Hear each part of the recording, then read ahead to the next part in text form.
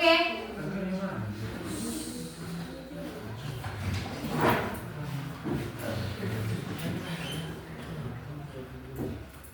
Oke, selamat siang. Siap. Luar biasa, tetap semangat. Oke, sebelum kita mulai dengarkan namanya ya.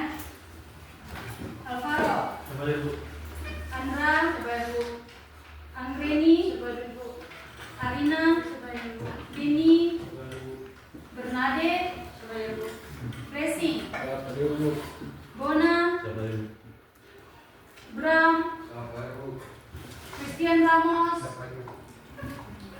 Christian Natalia, Clarissa, Dio, Dwi, Gabriela, Given, Gracia Manuro, James,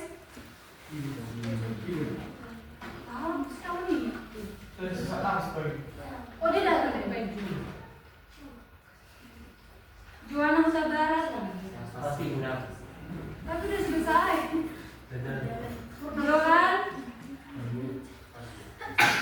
Juan, Regista, Margaret, Mentalia, Monica, Raja, Raymond, Revan, Rosdiana, Satria, Steven, Talita, Tatea, Felicia, William, Yuanita. Oke. Ada yang udah ngantuk? Siap. Siapa yang udah ngantuk? Antuk? Kalian mau ice breaking? Tapi ice breakingnya sedang beruang. Mau? Oke, yuk. Semua berdiri.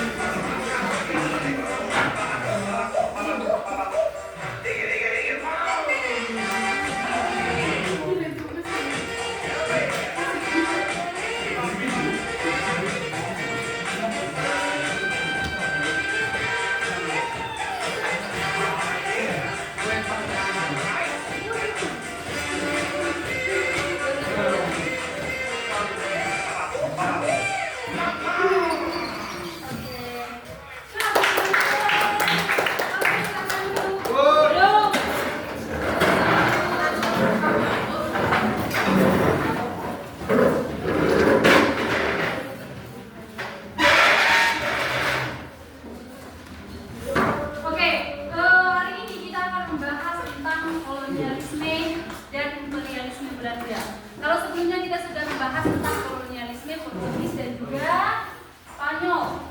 Nah, selanjutnya kita akan membahas mengenai Belanda.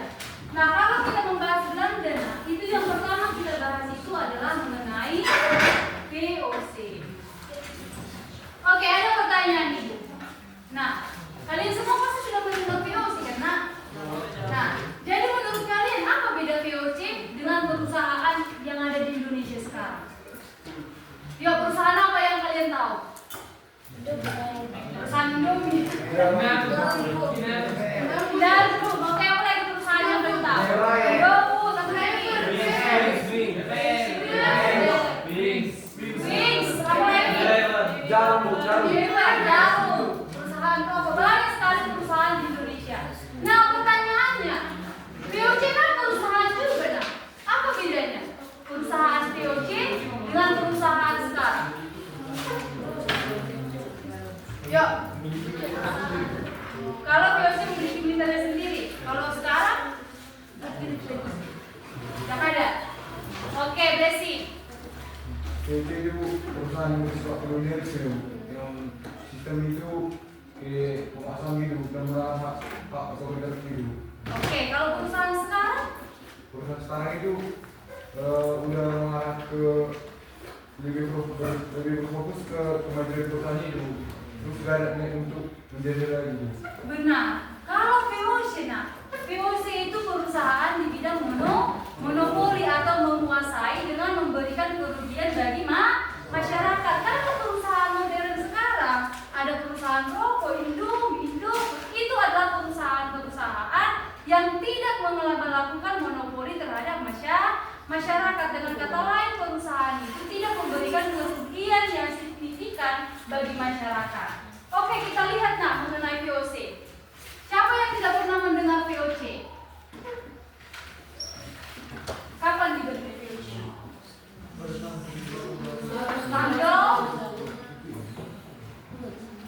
Tanggal 20 Maret tahun 1602. Nah, VOC dibentuk itu pada tanggal 20 Maret. Kenapa? Kenapa VOC itu didirikan? Selain untuk memonopoli. Yuk. Untuk menjajah. Selain itu, kenapa VOC itu didirikan? Untuk menghindari adanya persaingan antara perusahaan. Benar, untuk menghindari perusahaan Belanda. Nah, ini ada siapa yang bisa membaca ini? Dibaca dengan intonasi yang bagus. Ini selain ini ada rupa-rupa enggak? Kan? Data masyarakat Indonesia kosong pun besok PO ya. Nah, kalau inilah yang terjadi dulu. Nah, menurut kalian apa yang akan kita kaya baru apa lagi? Kalau seminilah ini memang kondisi Indonesia dulu. Ditanya dulu ada nggak rupa-rupa? Nggak ada pun, besok POS dulu ya. Apa? Raymond? Apa Bernadette? Indonesia masih tetap primitif, Bu. Tidak ada pengetahuan baru. Oke, sebenarnya ini dia. Makanan tipis. Nah, kenapa timbul? Karena nggak ada membahas tentang penjajahan. Jadi buku PS menjual karena ada penjajahannya. Gak kita lanjut. Oke, kalau bangsa Portugis itu mengirim 3 orang tokoh, Belanda itu ada 2 tokoh. Yang pertama itu pada tahun 1595 dengan tokoh pertamanya itu adalah Cornelis de Houtman. Dilanjut lagi tahun 1598 oleh si Jacob van Dijk. Nah, ya tahun 1595 kan si Cornelis ini sudah sampai ke Banten. Nah, kenapa lagi diganti dengan si Jacob? Menurut kalian kenapa? Lakman. Ya kan si Cornelis de Houtman ini kan sudah sampai dia ke Banten ini nih. Ternyata di tahun 1598 diganti lagi oleh Panik. Apa yang dia alami si Cornelius ini selama dibantai? Ternyata si Cornelius dia Houtman ini selama dia di Indonesia, dia itu memiliki sikap sombong. Jadi karena kesombongannya masyarakat di Banten itu menolak kehadiran si Cornelius. Jadi masyarakat di Banten itu mengusir si Cornelius di Houtman.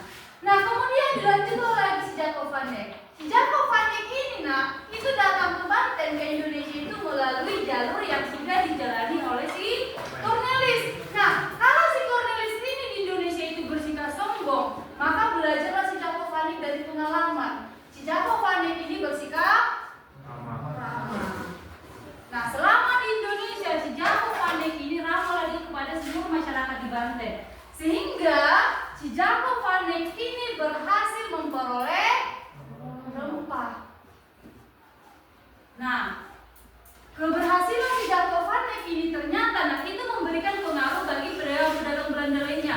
Nah, karena si Jacob van Dyk ini berhasil, sehingga pedagang-pedagang dari Belanda itu semakin banyak datang ke Indonesia. Ternyata mereka itu sesama pihak Belanda, sesama pedagang Belanda itu melakukan yang namanya persaingan dagang. Makanya dibentuklah VOC. Nah ini ada video.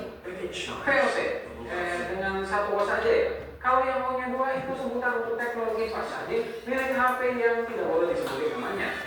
VOC atau Parent Indonesia Company alias Komisi Dagang India Timur adalah titik sejarah yang sangat dekat dengan Indonesia. Ini adalah perusahaan multinasional pertama di dunia, sekaligus pendiri dan emiten pertama dalam bursa saham paling pertama sepanjang sejarah, Amsterdam se-ever 10 years. Perusahaan yang didirikan ratusan tahun lalu adalah yang terkaya dan terbesar sepanjang sejarah. Total nilai VOC mencapai 7,9 triliun US dollar atau sekitar 110.000 triliun rupiah. Itu berapa banyak angka maunya? Silakan dihitung sendiri. Jika menggunakan perhitungan nilai perusahaan-perusahaan sekarang, itu setara dengan gabungan nilai 20 perusahaan terbesar di dunia saat ini. Let's say Apple tambah Google, tambah Microsoft, tambah Saudi Aramco, tambah 16 temannya yang lain, barulah setara dengan VOC. Lalu seperti apa sejarah perusahaan yang beroperasi hampir selama 200 tahun ini? Get your coffee and let's get it started.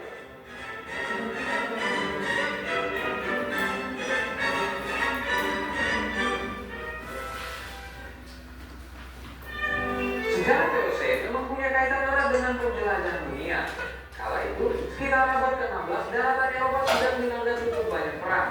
Di Belanda sendiri ada Dutch Revolt atau Revolusi Belanda yang terjadi di Low Countries, sebutan untuk negara-negara yang ada di pesisir barat laut Eropa.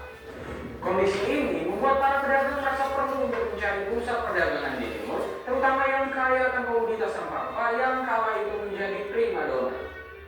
Adalah Cornelius de Houtman dan saudaranya Frederik de Houtman yang menjadi orang yang membuka wawasan pelayaran Belanda ke Nusantara dalam rangka mencari rempah-rempah seperti lada dan pala.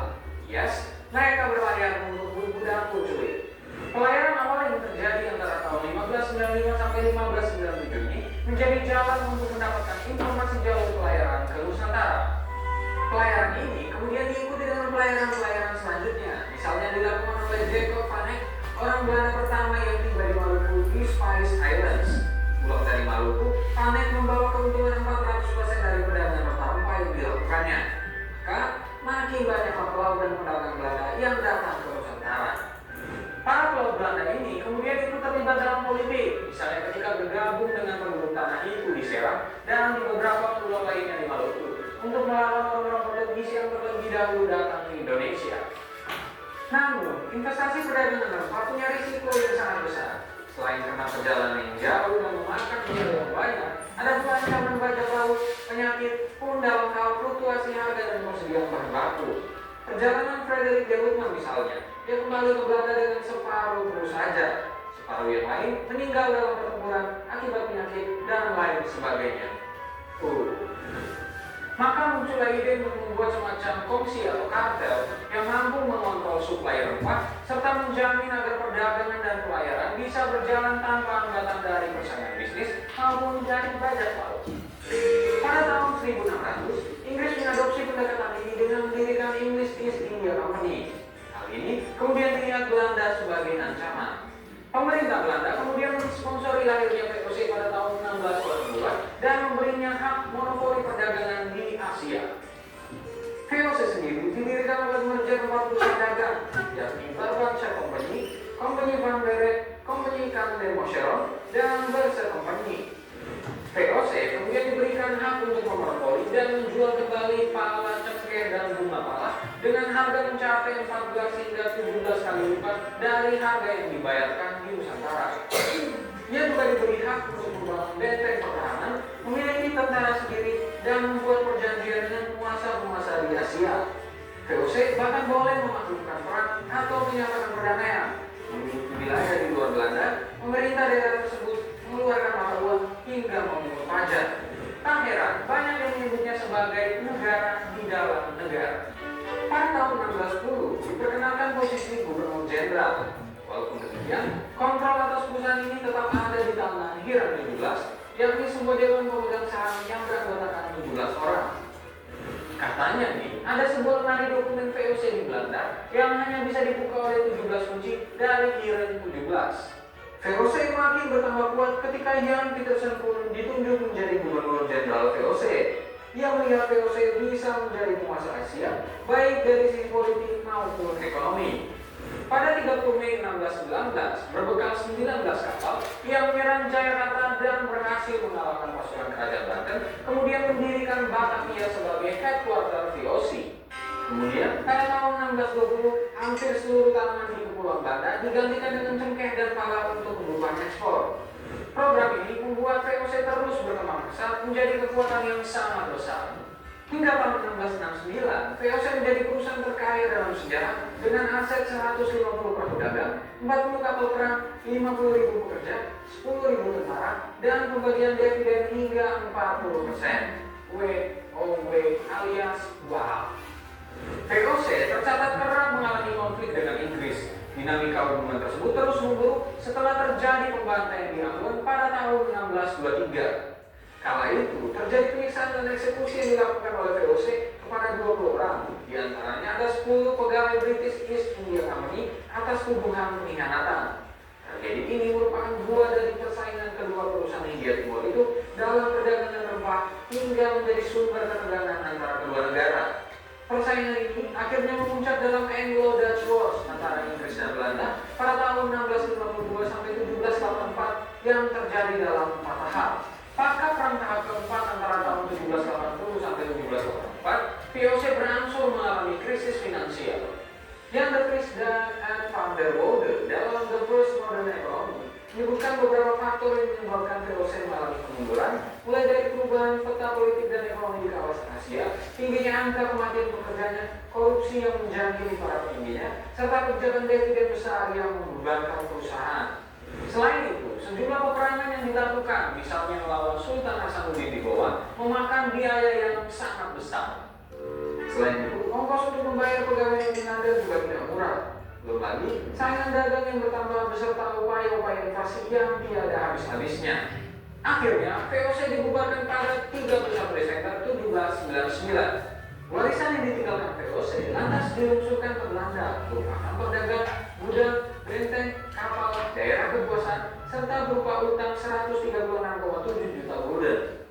Walaupun telah dibubarkan, VOC akan selalu diingat sebagai perusahaan yang besar menurut kekayaan alam di Indonesia. Bahkan, sebutan company yang kerap disematkan pada penjajah Belanda berasal dari nama VOC itu sendiri. Nah, lalu bagaimana menurut kalian? Seperti apa sejarah VOC ini harus dimaknai? Berikan pendapat. Terima kasih telah menyaksikan video ini. Jika VOC dengan VOC. Oke ya, di video tadi itu sudah dijelaskan dari awal baru apa-apa haknya sampai pembubaran. Nah sekarang ibu mau kalian kerja kelompok, melanjutkan kelompok yang kemarin. Nanti presentasinya itu mengajar teman sebaya. Kalian pilih 1 orang. Oke, silakanlah berdiskusi. Dibahas hanya VOC. Dibahas hanya VOC. Ya, dibahas hanya VOC. Nanti ditentukan siapa 1 orang yang bisa menjadi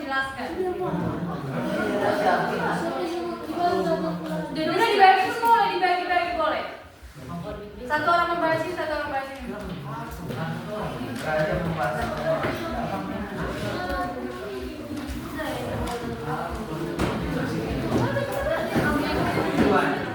VOC, hanya VOC ya. Jangan jauh kali ke English. VOC dulu VOC.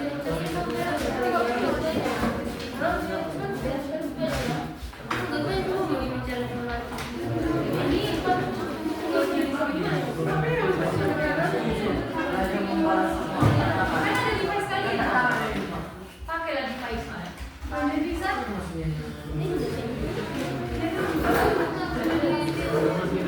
Bisa. Ya udah. Kalau cari kontak di situ.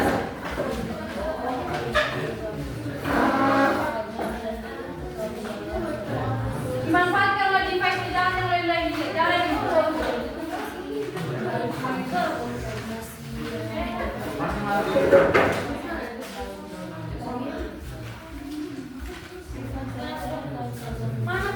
yang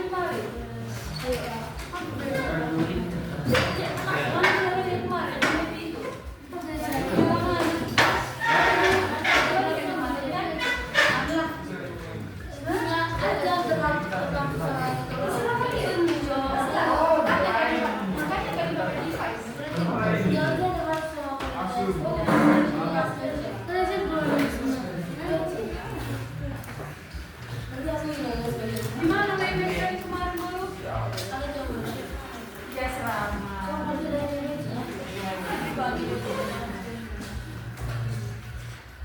Dari mana main handphone kemarin? Yang kemarin main handphone. Hah? Ini kan ibu kembalikan. Ya sama. Kok begitu? Makan diambil.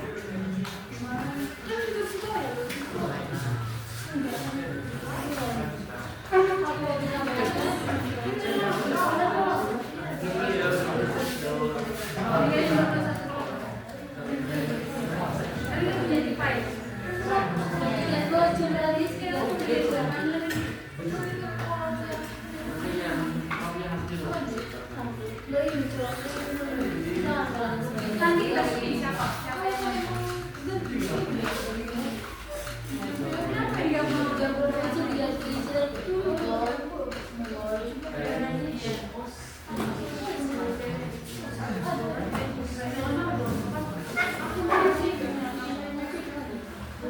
ini ada masalah dari bagus ini makin. Aku mencari dia. Aku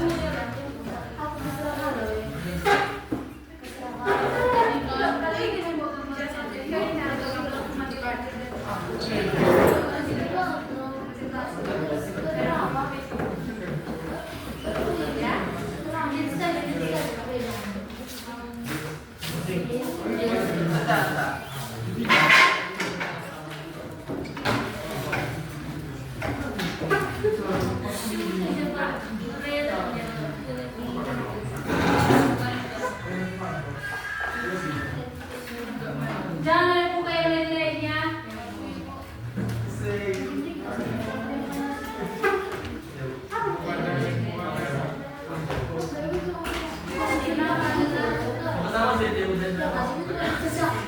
Orang itu jalan-jalan. Oke, karena sudah makan siang, nanti kita lanjut. Bisa makan? Ya kan makan kan? Makan. Oke, silakan makan siang, nanti kita lanjut setelah makan siang. Oke.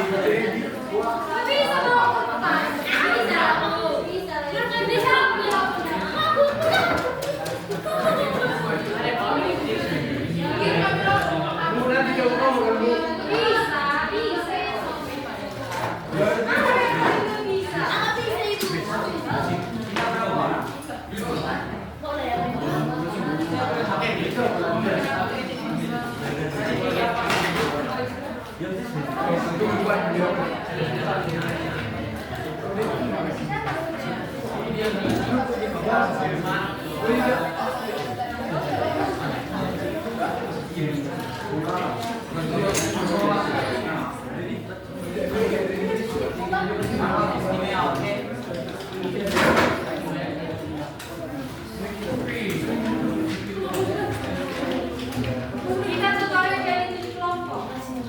Ada 3 orang yang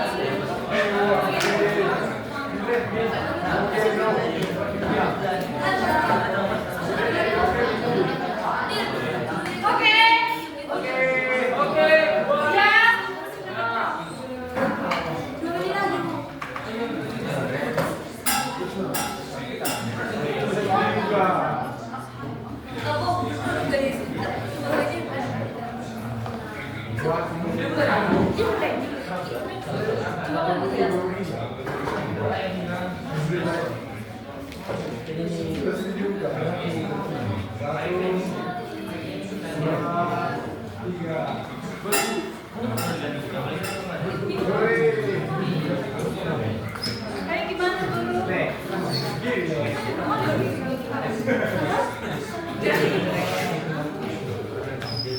Ini kan mungkin juga.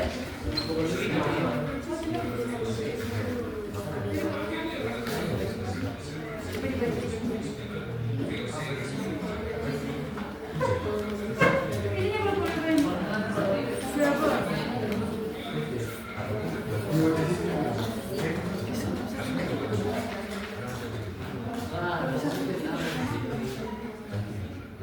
berapa?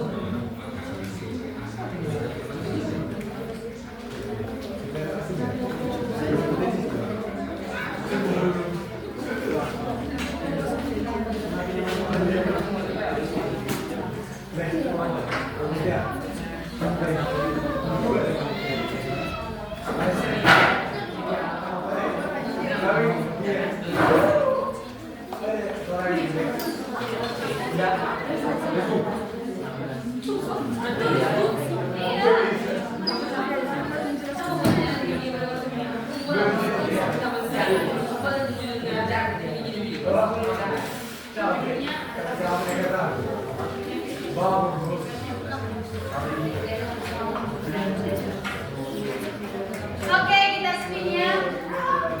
Mari kita lihat siapa yang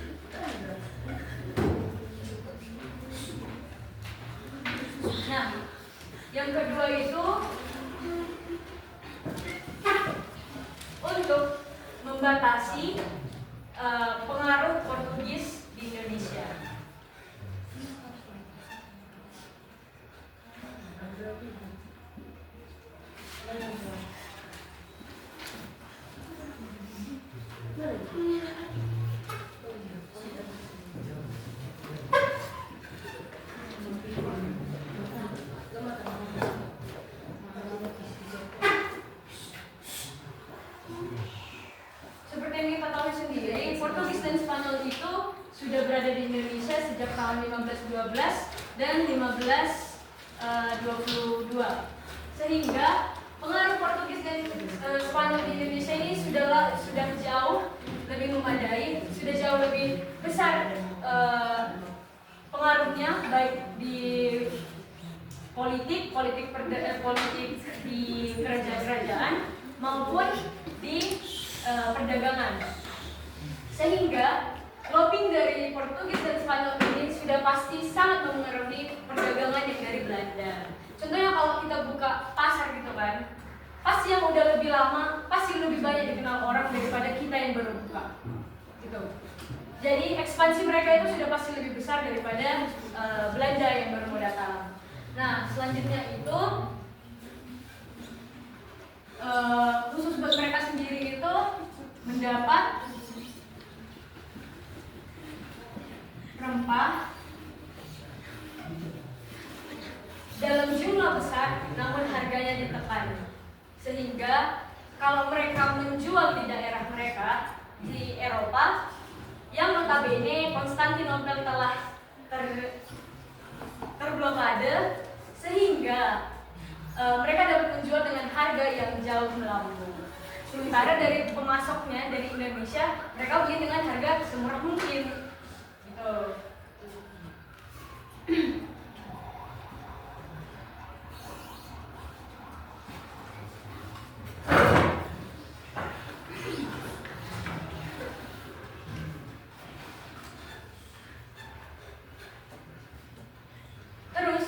Dan yang terakhir itu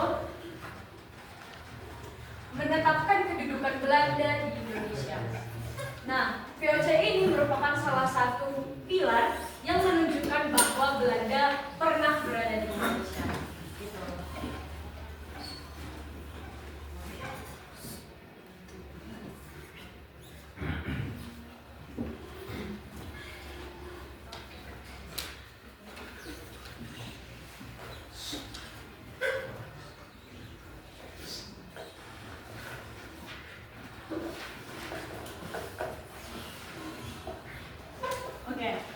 Selanjutnya itu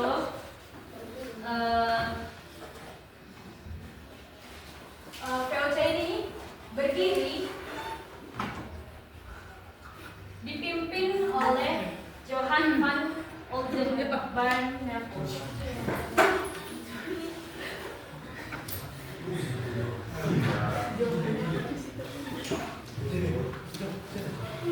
Kenapa kalian ketawa?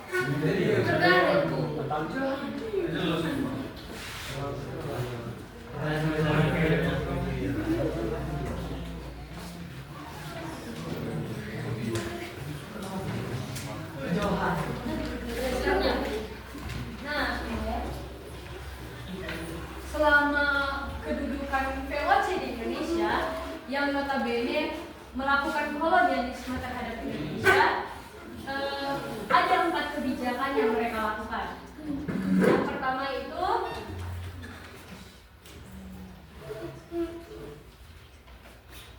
kontingenten.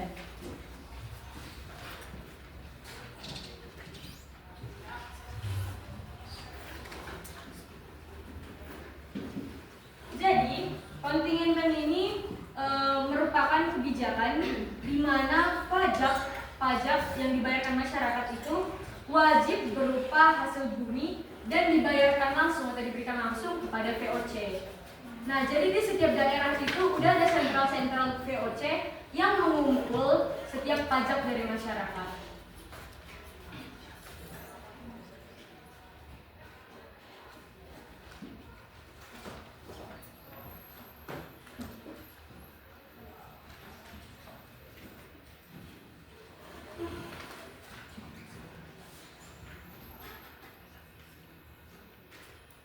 Hanya sebentar yang menjawab dari kalian.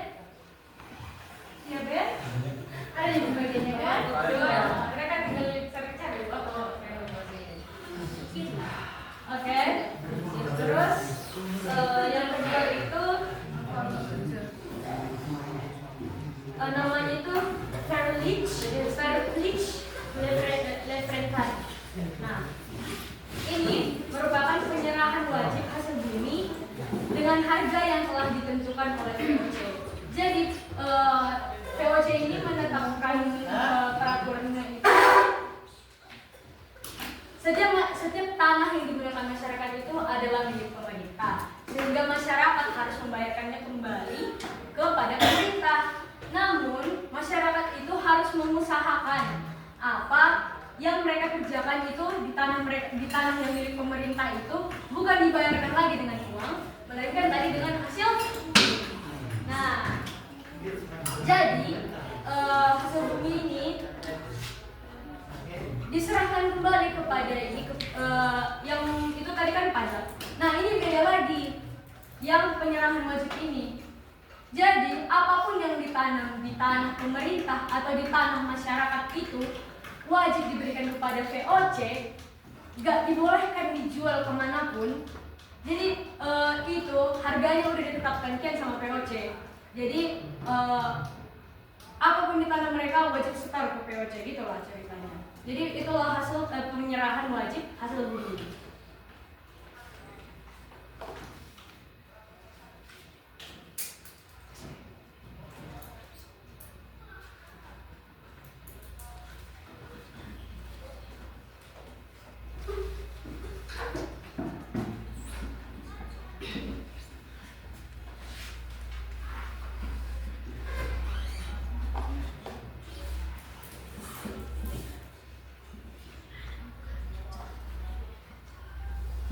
Nah, kebijakan yang ketiga itu yaitu ekstirpasi, yaitu menebang kelebihan jumlah tanaman yang ditanam oleh masyarakat.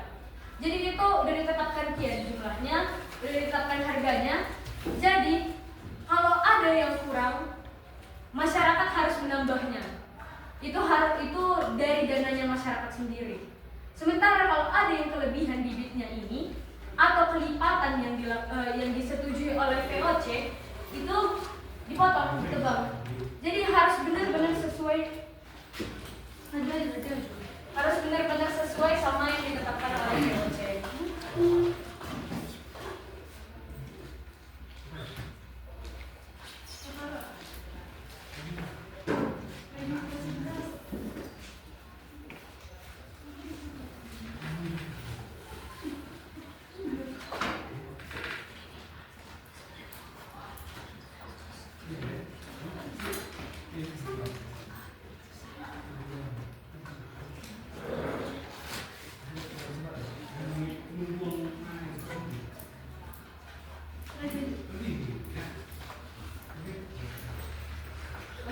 Dan kebijakan yang keempat itu pelayaran huni. Nah, pelayaran huni, kalian tahu dong apa perahu kora-kora? Pasti nggak tahu kan perahu kora-kora. Nah, di pelayaran huni ini perahu kora-kora ini yang dipakai buat memantau penanaman perdagangan rempah-rempah oleh petani. Jadi itu nanti adalah tempat kayak perahu kora-kora ini kan, upload ya apa memang. Terus ini contohnya ini apa pusatnya VOC kan. Nanti di sekitarnya itu adalah ini perahu kora-kora ini. Jadi nanti petani melihat petani dan VOC, mereka lihat dari sini seberapa besar lahan yang udah dipakai dan berapa banyak hasilnya. Jadi kalau ada nanti pemantauan gitu kan, pemantauan buat lahan pertanian ini, contohnya dari yang sini kan sebetulnya di pas kolonialismenya Belanda ini berlaku juga gitu kan, apa land rent alias sewa tanah. Jadi ini contohnya adalah tanah yang kecil, tapi tanaman yang ditanam di sini udah sesuai lah sama apa VOC, udah sesuai lah sama ketentuan VOC. Tapi bisa ini berhasil lebih banyak daripada tanah yang lebih luas ini. Jadi otomatis yang ini membayar lebih banyak pajak daripada yang ini. Gitu. Sehingga kalau tadi pengamatan yang dari sini itu apa sih namanya dilakukan. Jadi kalau ini lem rem itu berlaku gitu, kayak makin besar lah hasil yang didapatkan VOC dari sistem tanam paksa ini alias yang kebijakan ini dengan sewa tanah gitu. Terus VOC sendiri itu punya hak oktoroi namanya alias hak istimewa, di mana mereka itu diberi hak dari Belanda untuk yang pertama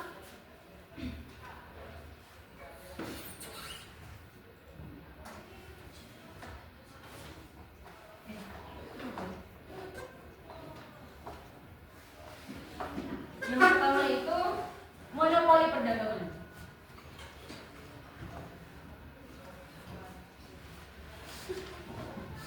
Nah, monopoli sendiri yang seperti yang sudah kita ketahui merupakan proses di mana satu pihak menguasai seluruh pangsa pasar, sehingga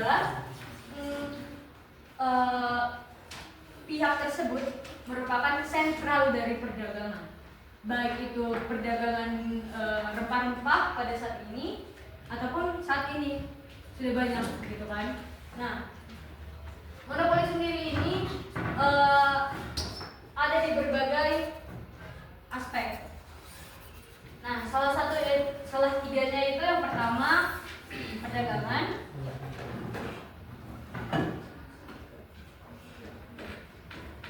politik, dan keuangan.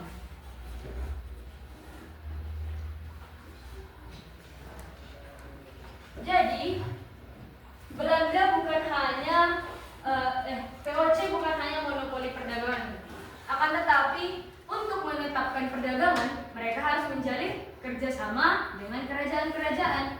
Jadi mereka ini punya hubungan politik dengan kerajaan di Indonesia. Yang keuangan ini otomatis kan kalau udah dikuasai perdagangan pasti berhubungannya sama keuangan, karena perdagangan dan keuangan itu sejalan, sehingga pada saat itu keuangan masyarakat itu tergantung pada harga yang ditetapkan oleh VOC. Nah, selanjutnya itu ada mencetak mata uang sendiri. Oke Bernadette, sekarang sampai situ Bernadette ya. Sekarang kita mau bertanya sama mereka. Enggak, tadi dulu ada pertanyaan. Kalau nggak ada kamu yang nanya. Ada pertanyaan? Kalau tidak ada kamu yang nanya dulu sama mereka.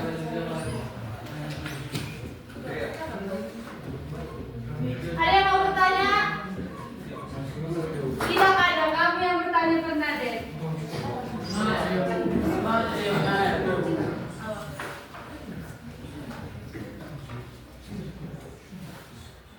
John van Olden benar meninggal di eksekusi mati di Den Haag pada 13 Mei 1919. Karena apa? Pertanyaan itu mengenai VOC. Jangan ditanya tentang si Johan tadi. Jadi jangan menggerakkan Bernadette. Tanyalah dari sini. Dressing. Di bagian sewa tanah saya ya, kan tadi bilang kalau dia karena tadi dulu dia kalau dia tanah yang bagian kecil itu kan boleh itu dia makin murah karena berapa hasil tanamnya. Terus bukan makin murah. pokoknya lebih rendah apanya harga sewa pajaknya dibandingkan yang dibuat. Terus tuh kalau enggak hasil apa itu hasil tanamnya itu pasti tetap lebih murah karena luas tanahnya kan lebih sedikit ya kan dengan tanah sebagai itu.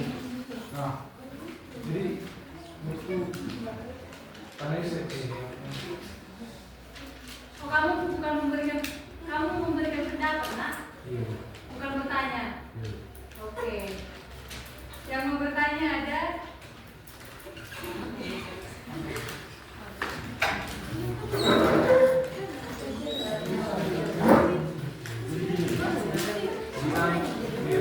kan dia merupakan perusahaan dagang yang sangat besar, bahkan besarnya itu bisa bertindak sebagai negara. Tapi GWC itu dibuatkan pada tahun 1710.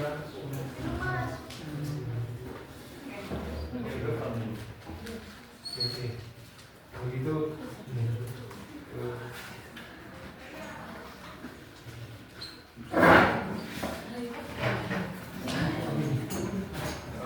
Inilah tentang ekstirpasi berarti.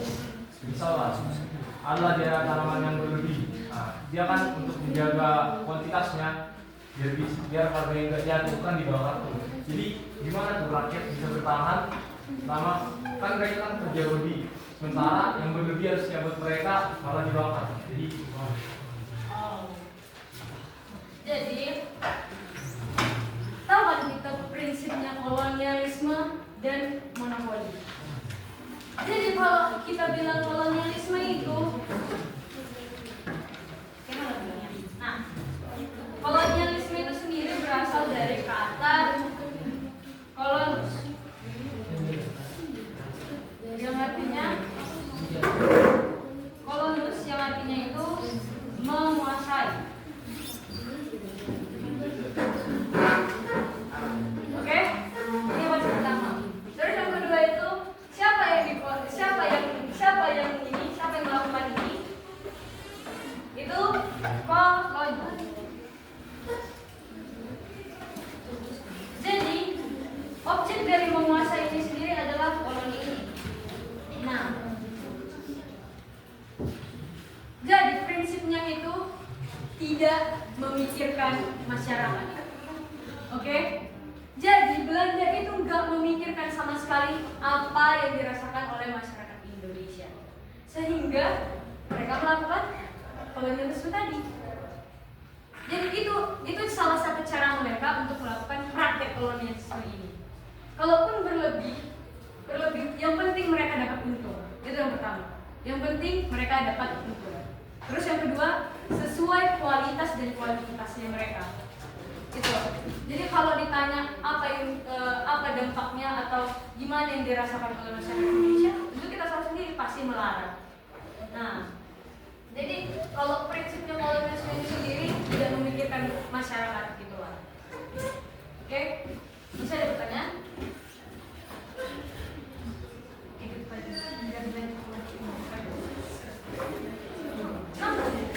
Iya, ada.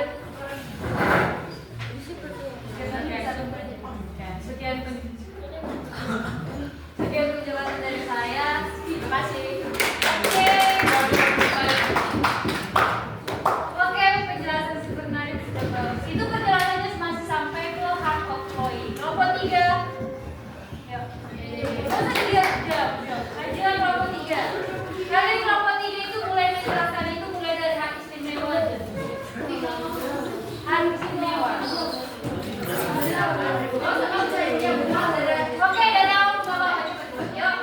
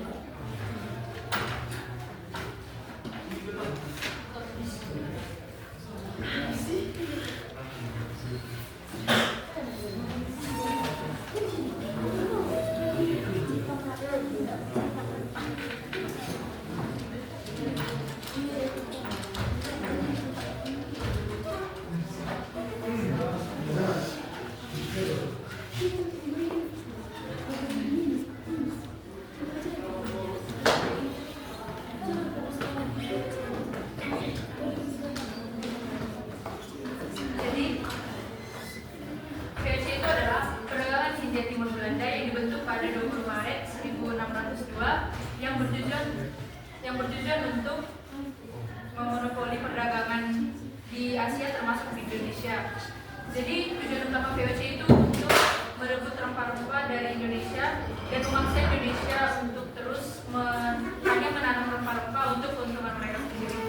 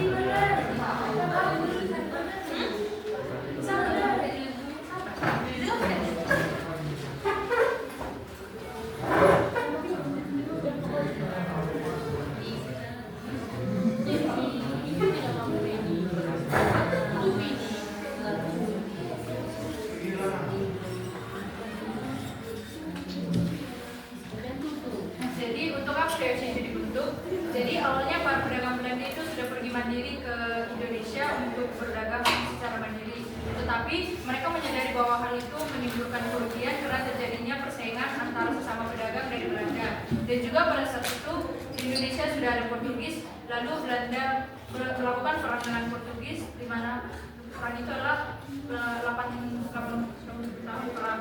Lalu akhirnya pemerintah Belanda itu menyepakati untuk membentuk VOC untuk menyatukan para pedagang-pedagang Belanda untuk bersama-sama sama-sama memonopoli perdagangan di Indonesia.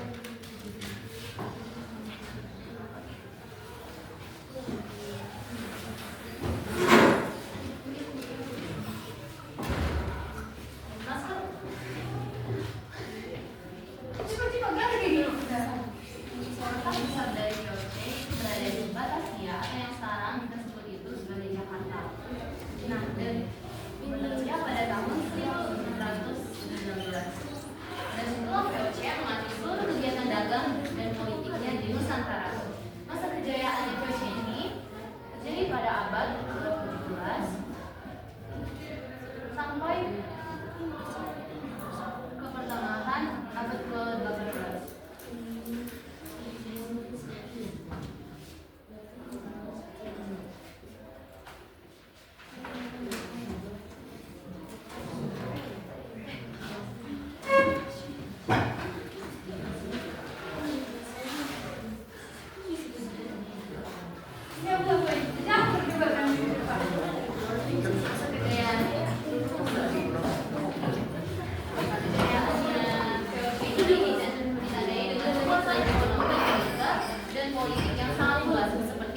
Batavia yang menjadi pusat perdagangan dunia timur dan juga memiliki kantor dagang di berbagai tempat dan juga memiliki banyak hak istimewa.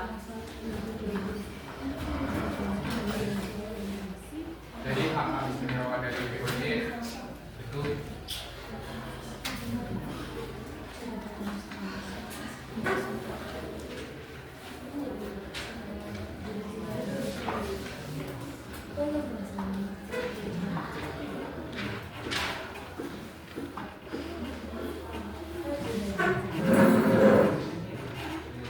pertama itu monopoli dagang itu kayak hanya VOC lah yang bisa berdagang di Asia.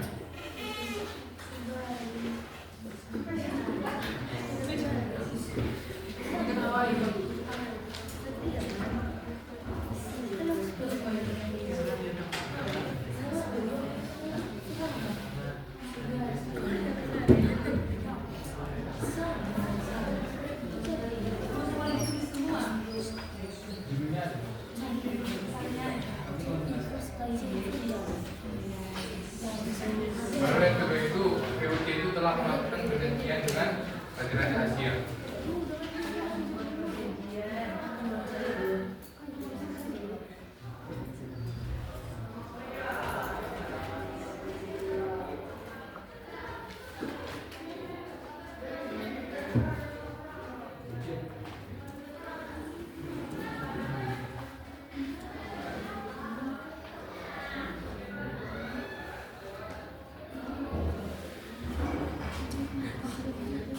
Baru yang ketiga itu VOC itu berhak untuk membuat benteng dan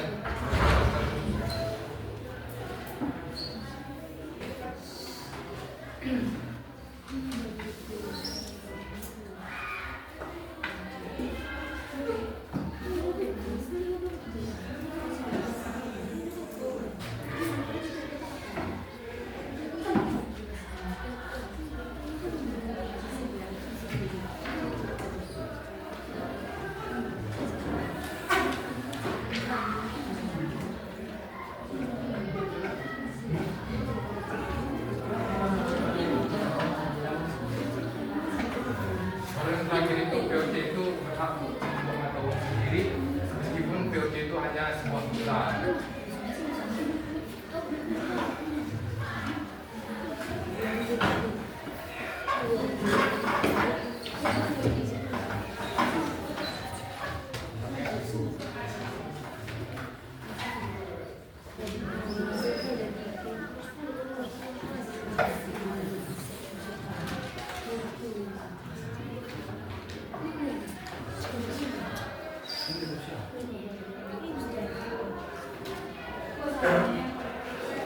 Jadi yang selanjutnya memonopoli perdagangan dengan cara VOC membuat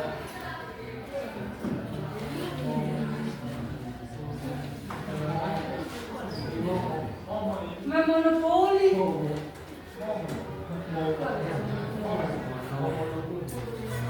yang menggunakan segala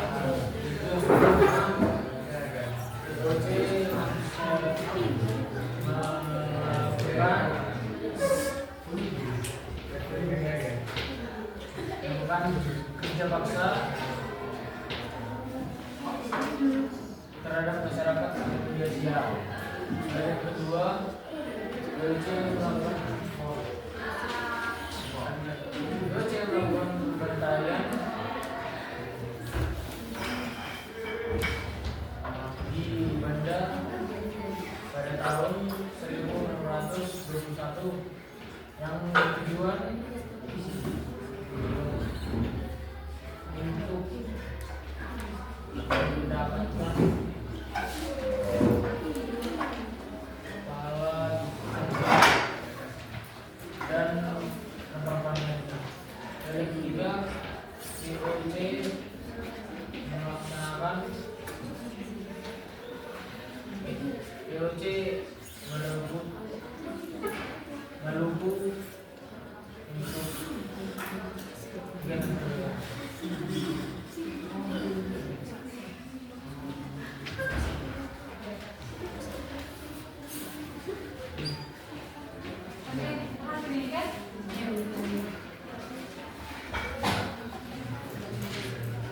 Tadi kan dijelaskan bahwasanya dulu VOC itu adalah perusahaan yang sama-sama besar.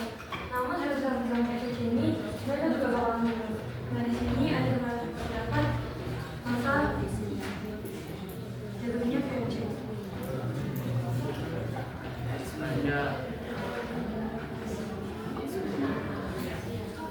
Pertama ada